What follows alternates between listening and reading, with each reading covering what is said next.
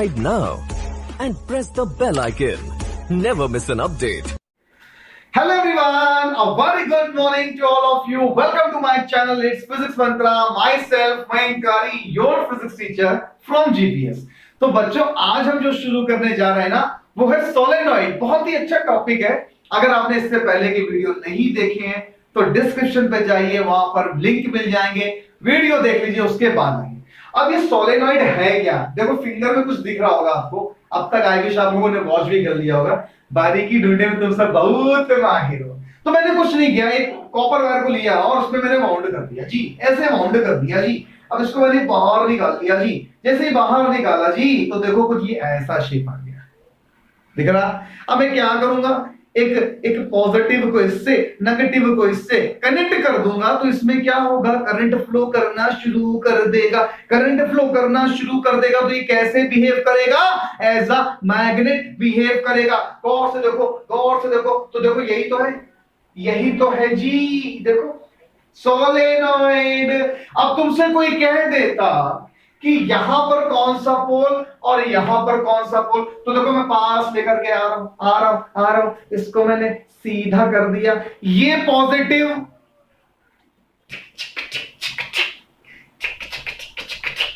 समझ आया? पॉजिटिव से जाएगा तो करंट भैया कैसे जा रहा है सर? क्लॉकवाइज जा रहा है। और क्लॉकवाइज अगर जा रहा है तो वो पोल कैसा होता है बच्चों? साउथ पोल होता है। इस पर अलग पैटर्न है, इस पर अलग पैटर्न था, तो उस पर कंफ्यूज मत होना। अब सोलेनॉइड है क्या? The solenoid is a long coil containing a large number of closed turns of insulated copper wire. किसी कॉपर वायर को हमने लगातार एक सर्कुलर वे में लपेट दिया और उसे जब बाहर निकाला तो वो किस शेप में आ गया? सोलेनॉइड के फॉर्म में आ गया। सोलेनॉइड से जो क्वेश्चंस आते हैं वो सोलेनॉइड के क्वेश्चंस आते हैं इसकी इंपॉर्टेंट पॉइंट्स पर। 2 मार्क्स के क्वेश्चन पूछे जाते हैं। इंपॉर्टेंट पॉइंट्स क्या है? पहला इंपॉर्टेंट पॉइंट ये बच्चा देखने में आया कि इसकी जो मैग्नेटिक फील्ड थी वो बिल्कुल एग्जैक्टली बार मैग्नेट जैसे थी। देखो ऐसे ही तो बार मैग्नेट बनती थी, याद आ रहा है? स्पाइडर शेप में। और मैग्नेटिक फील्ड कैसे फ्लो करेगी? North pole to south pole, ये आपको पता है। पहली प्रॉपर्टी क्लियर हुई कि इसकी मैग्नेटिक फील्ड कैसे बनेगी, जैसे बार मैग्नेट की मैग्नेटिक फील्ड बनती थी। दूसरा पॉइंट आया कि the magnetic field line inside the solenoid are in the form of parallel straight line. मतलब कि सोलेनॉइड के अंदर जो मैग्नेटिक फील्ड लाइंस है ना बच्चों, वो बिल्कुल पैरेलल है स्ट्रेट लाइन पे, ऐसे।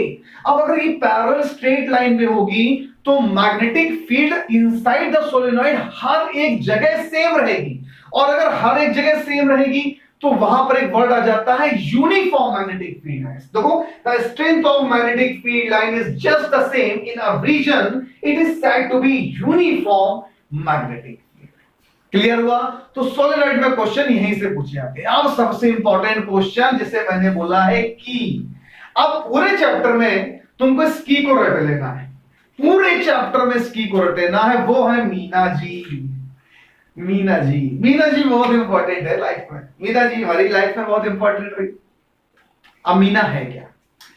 What are the factors which are affecting the strength of magnetic field in solenoid? या फिर strength of magnetic field other term में जब हम आगे चलेंगे, इलेक्ट्रोमैग्नेट में और जनरेटर में, मोटर में, यहां सब में यही सेम चीज बोलनी है। पहला क्या आया है? M for material, M for material. फिर आया आई फॉर करंट। फिर आया N for number of turns. और फिर आया ए फॉर एरिया। ऑब्वियसली बात है जो मटेरियल हम लेंगे उस पर इफेक्ट तो होना ही होना है। अब कैसा मटेरियल ले रहे हैं वो ऐसे डिपेंड करेगा। वैसे हम लोग मैग्नेटिक फील्ड का वर्क जब भी करते हैं तो सॉफ्ट आयरन कोर को लेते हैं। वैसा क्यों करते हैं या सॉफ्ट आयरन कोर को ही क्यों लेते हैं, अभी इलेक्ट्रोमैग्नेट में आपको एक्सप्लेन करूंगा, तब आपको समझ में आ जाएगा।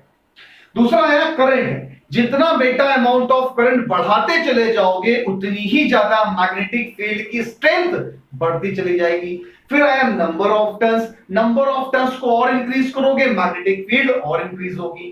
फिर आया एरिया। एरिया बढ़ाओगे तो मैग्नेटिक फील्ड भी इंक्रीज करेगी। क्लियर हुआ? नोट करो। इलेक्ट्रोमैग्नेट पर आते हैं।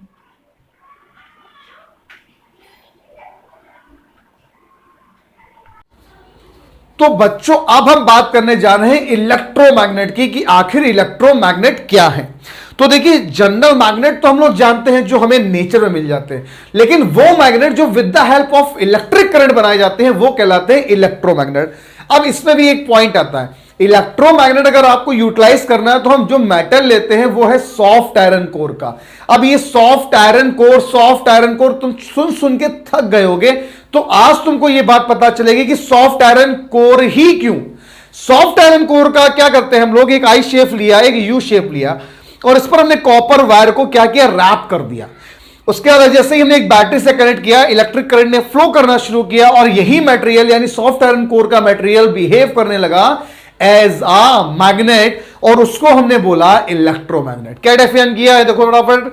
An electromagnet is a magnet consisting of a long coil of insulated copper wire wrapped around a soft iron core that is magnetized only when electric current is passed through the coil. अब question वही कि soft iron core ही क्यों। तो बेटा इसका मतलब समझना बहुत जरूरी है कि सॉफ्ट आयरन कोर ही क्यों। देखिए, सॉफ्ट आयरन कोर जो होता है ये एज अ फेरोमैग्नेट बिहेव करता है। कैसे बिहेव करता है बच्चों, एज अ फेरोमैग्नेट। देखिए क्या है, एज अ फेरोमैग्नेट। अब ये फेरोमैग्नेट क्या है, फेरोमैग्नेट क्या करती है, फेरोमैग्नेट पास एक प्रॉपर्टी होती है, जैसे मान लीजिए हम कोई सॉफ्ट आयरन कोर को नॉर्थ साउथ पोल के बीच में रख लेता है, ठीक है। अब नॉर्थ टू साउथ क्या जाती है बेटा, मैग्नेटिक फील्ड जाती है। तो ये सॉफ्ट आयरन कोर क्या करता है, ये सारी मैग्नेटिक फील्ड को अट्रैक्ट कर लेता है। मतलब जो बाहर कहीं से जा रही होती है इसको जाने नहीं देता है, ये क्या करता है, सबको अंदर कर लेता है। मतलब एक भी मैग्नेटिक फील्ड बाहर नहीं जानी चाहिए। अब इससे फायदा क्या हुआ, जैसे ही करंट हमने फ्लो कराया, सॉफ्ट आयरन कोर ने क्या किया, सारी मैग्नेटिक फील्ड को स्टोर कर लिया, जिससे कि लॉस नहीं हुआ। क्यों, क्योंकि ये एज अ फेरोमैग्नेट बिहेव कर रही है। और सबसे अच्छी बात कि जैसे ही हम इलेक्ट्रिक करंट को बंद करेंगे, यानी इलेक्ट्रिक करंट का सप्लाई ऑफ करेंगे, ये बेटा सारी की सारी मैग्नेटिक पावर को लूज कर देगी। सबसे अच्छी चीज इसमें यही होती है क्या, कि जब हमने इलेक्ट्रिक करंट को फ्लो कराया तो इसने मैक्सिमम मैग्नेटिक पावर को कलेक्ट कर लिया और जैसे ही हमने इलेक्ट्रिक करंट को ऑफ कराया इसने सारी मैग्नेटिक पावर को लूज कर दिया। इसलिए हम लोग यूज करते हैं सॉफ्ट आयरन कोर का। तो आई विश इलेक्ट्रोमैग्नेट आपको क्लियर हो गया होगा। इसके बाद एक छोटा सा टॉपिक आता है कि बार मैग्नेट और इलेक्ट्रोमैग्नेट में क्या फर्क है। तो बच्चों अब हम शुरू करने जा रहे हैं difference between bar magnet and electromagnet. जब से इलेक्ट्रोमैग्नेट की टेक्निक हमारे वर्ल्ड में आई, हम लोगों ने बहुत सारे ऐसे एक्सपेरिमेंट किए जो हमारे इस युद्ध को लेकर के बहुत ही यूजफुल है। जैसे कि हवा में मेट्रो चल रही है, तो वो किसकी देन है, इलेक्ट्रोमैग्नेट की देन है। तो फटाफट डिस्कस कर लेते हैं पॉइंट। बार मैग्नेट क्या है, ये एक परमानेंट मैग्नेट है, ये एक परमानेंट मैग्नेट है। जबकि इलेक्ट्रोमैग्नेट क्या है, ये एक टेम्परेरी मैग्नेट है। भाई सिंपल सी बात है, इलेक्ट्रोमैग्नेट में हमने इलेक्ट्रिक करंट को फ्लो कराना बंद कर दिया, अब वो एक सिंपल सा मेटल ही है, except one case, steel. Steel पे अगर हम करंट को फ्लो करा देते हैं तो स्टील एक परमानेंट मैग्नेट तरीके बिहेव करने लगते हैं। ये एक एक्सेप्शन है, इसको याद रखिएगा। दूसरा पॉइंट आया वीक फोर्स ऑफ अट्रैक्शन। बिल्कुल, वहां पर जो फोर्स ऑफ अट्रैक्शन है वो थोड़ा सा एज कंपेयर टू इलेक्ट्रोमैग्नेट कम है, क्योंकि इलेक्ट्रोमैग्नेट में हम फोर्स ऑफ अट्रैक्शन को अपने अकॉर्डिंग बढ़ा सकते हैं। इधर अमाउंट ऑफ करंट को बढ़ा दो या फिर नंबर ऑफ टर्न्स को बढ़ा दो। थर्ड पॉइंट आया, the strength of a permanent magnet can not be changed. बिल्कुल, क्या हम मैग्नेटिक स्ट्रेंथ को चेंज कर सकते हैं बार मैग्नेट की? बिल्कुल नहीं कर सकते हैं। जबकि इलेक्ट्रोमैग्नेट में वी हैव अ ऑप्शन, क्या करना है, सिर्फ अमाउंट ऑफ करंट को इंक्रीज कर देना है। फोर्थ पॉइंट क्या आया, the polarity of a magnet is fixed. Magnet लिखा हुआ है, इसको मैग्नेट कर लीजिएगा।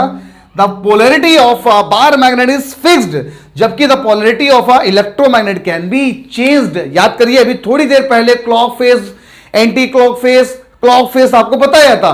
उसकी हेल्प से हम क्या कर सकते हैं, हमें सिर्फ सिमिलर वे में पॉजिटिव को नेगेटिव और नेगेटिव को पॉजिटिव करना है। इलेक्ट्रोमैग्नेट की हम पोलैरिटी को चेंज कर सकते हैं, लेकिन यहां पर यह पॉसिबिलिटी नहीं थी।